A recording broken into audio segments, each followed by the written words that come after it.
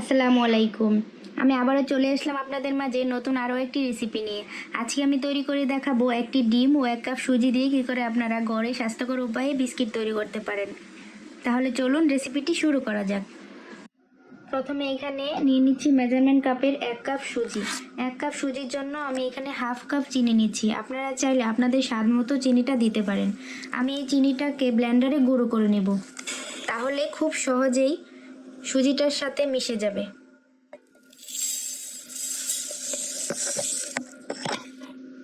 দেখুন আমি ব্লেন্ডারে চিনিগুলি গুঁড়ো করে নিয়েছি। যাদের কাছে ব্লেন্ডার নেই তারা শিলপাটায়ও গুঁড়া করতে পারেন। চেষ্টা করবেন এই সুজির বিস্কিটটা তৈরি করার জন্য চিনিটা গুঁড়া করে নিতে। এখন একটি মিক্সিং বোলে একটি ডিম ভেঙে নিচ্ছি।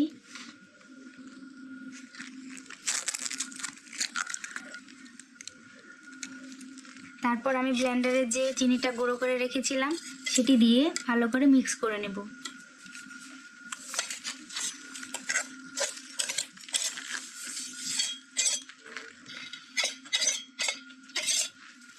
চিনিটা দিয়ে ভালো করে ফেটিয়ে নিতে হবে। আমি চিনিটা দিয়ে ভালো করে ডিমটা ফেটিয়ে নিচ্ছি।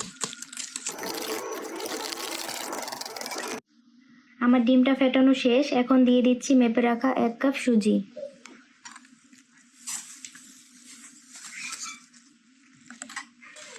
তারপর দেব 2 টেবিল চামচ গুঁড়ো দুধ।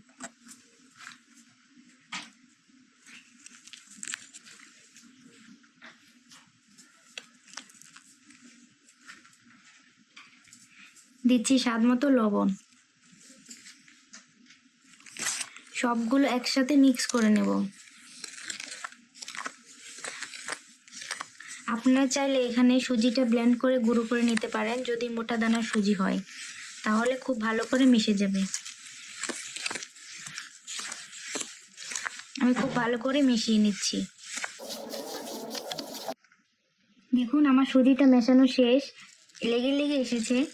এ পর্যায়ে আমি ঢাকনা দিয়ে ঢেকে রেখে দেবো 5 মিনিটের জন্য।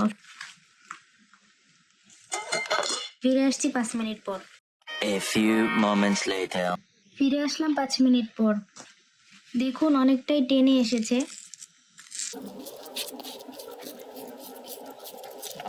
এ পর্যায়ে আমি এখানে 2 টেবিল চামচ ময়দা মেশাবো।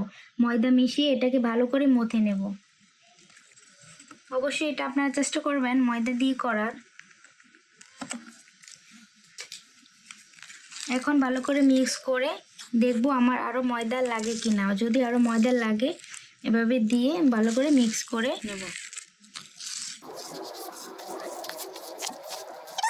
আপনারা অবশ্যই এই কাজটি হাত দিয়ে করবেন। মনে হচ্ছে আমার এখানে আরও 1 টেবিল চামচ ময়দা লাগবে। আমি এভাবে ময়দা দিয়ে ভালো করে মিশিয়ে নিচ্ছি। দেখুন আমি ময়দা দিয়ে ভালো করে মথে নিয়েছি। আমার এখানে টোটাল 6 চামচ ময়দা লেগেছে। আপনাদের কম বা বেশি লাগতে পারে, এতে ভয়ের কোনো কারণ নেই। এখন এই মিশ্রণটা থেকে অল্প একটু হাতে নিয়ে, হাতে অবশ্যই তেল মাখিয়ে নেবেন। তেল বা ঘি আপনার যেটাই মাখান না কেন। এখন হাতের তালুতে অল্প একটু মিশ্রণ নিয়ে গোল করে নেব। গোল করে এটি বিস্কিটের শেপ দিয়ে নেব। আপনারা আপনাদের পছন্দ মতো শেপ দিতে পারেন, চারকোনা বা গোল যে যাই দেন না কেন। আমি এখানে গোল শেপ দিয়ে নিলাম, দেখতেই পাচ্ছেন। এখন এই বিস্কিটটার উপরে আমি একটি চামিচ দিয়ে দাগ বসিয়ে দেব। আপনারা আপনাদের পছন্দ মতো শেপ দিতে পারেন, এখানে যে কোনো চামিচেই ব্যবহার করতে পারেন। দেখুন আমি একটি বিস্কিট সুন্দরভাবে করে দেখিয়ে দিলাম। এভাবে করে আমি সবগুলো বানিয়ে নেব। আমি আরেকটি করে দেখাচ্ছি আপনাদের। মিশ্রণটা থেকে অল্প একটু ডো হাতে নিয়ে হাতের তালুর সাহায্যে আপনারা এভাবে গোল করে নেবেন। গোল করে হালকা চাপ দিয়ে চ্যাপটা করে তারপর যে কোনো চামচ দিয়ে এভাবে শেপ বসিয়ে দিবেন। দেখুন হয়ে গেল। এভাবে করে আমি সবগুলো বানিয়ে নিচ্ছি। দেখতে পাচ্ছেন আমি এভাবে করে সবগুলো বিস্কিট বানিয়ে নিয়েছি। আমি চুলায় একটি প্যান বসিয়ে তেল গরম করে নিয়েছি। এখন এই বানানো বিস্কিটগুলি এক এক করে দিয়ে দিচ্ছি। চুলার আঁচটা একদম লোতে রাখবেন অবশ্যই, নইলে বিস্কিটগুলি বাইরে থেকে পুড়ে যাবে ভেতরে। একদমই কাঁচা রয়ে যাবে। একদম মৃদু আঁচে বিস্কিটগুলি ভেজে নিচ্ছি।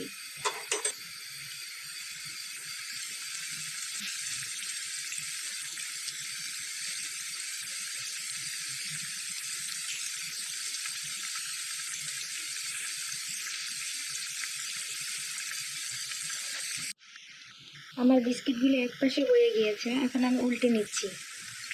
আমার চুলার আঁচটা একদম লোতে আছে। দেখুন সুন্দর কালার চলে আসছে আস্তে আস্তে। এটাকে আরও ভেজে নেব কিছুক্ষণ। সবগুলি বিস্কিট ধৈর্য সহকারে ভাজতে হবে, তাহলে আপনার পারফেক্ট বিস্কিট তৈরি করতে পারবেন।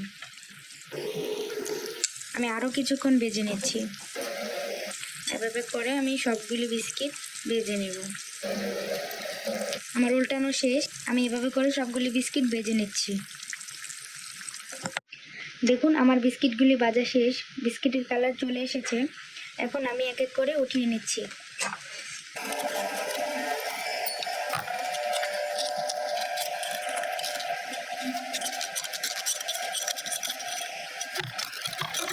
আমার এই রেসিপিটি যদি আপনাদের ভালো লেগে থাকে তাহলে অবশ্যই আমার চ্যানেলটি সাবস্ক্রাইব করে দিবেন এবং লাইক, কমেন্ট, শেয়ার করে দিবেন।